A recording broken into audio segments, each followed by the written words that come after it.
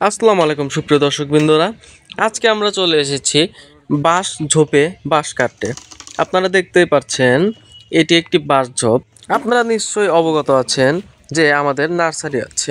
আমাদের এই নার্সারিটি আরও একটু ভালোভাবে শক্তপোক্ত করে করার জন্যই এই বাঁশ ঝোপে আসা এবং বাঁশ কেটে নিয়ে যাওয়া।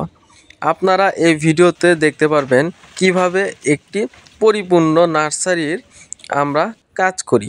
কম খরচের ভিতরে, খুবই সাশ্রয়ের ভিতরে একটি পলি হাউস আমরা কিভাবে তৈরি করে ফেলি।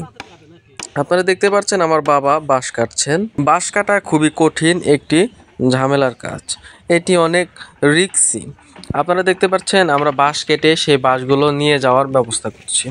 আমাদের বাগানের সেই খুঁটিগুলো বা সেই বাঁশগুলো নিয়ে এসে খুব ভালোভাবে আমরা কাটলাম।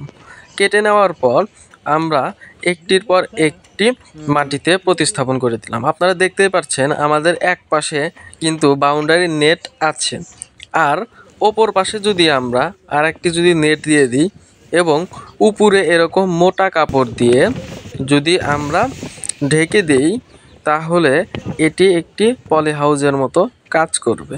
কম খরচে একটি ভালো জিনিস আমরা তৈরি করে ফেলতেছি।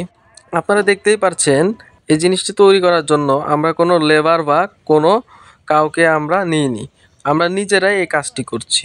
দেখতে পাচ্ছেন আমার মামা এবং আমার বাবা একসাথে এবং আমি একসাথে মিলে এই কাজটি করে ফেললাম। মাশাআল্লাহ, এটি আসলে অনেক সুন্দর হয়েছে। এখন ফিনিশিংয়ের কাজ বাদ আছে, আমরা ধীরে ধীরে এটির ফিনিশিংয়ের কাজ দিয়ে দিচ্ছি এবং আরও এক সাইডে আমরা নেট দিয়ে দেব, তখন জিনিসটা পলি হাউসের মতো হয়ে যাবে। আপনারা দেখতেই পাচ্ছেন কত সুন্দর ডিজাইন হয়েছে।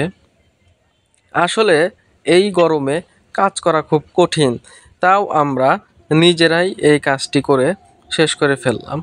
আপনারা দেখতেই পাচ্ছেন আমরা নিজেরাই এই কাজটি করছি। কত সুন্দর হয়েছে, এটা আসলে অনেক সুন্দর হয়েছে। আসলে ভিতর থেকে এটি আরো সুন্দর দেখা যাচ্ছে।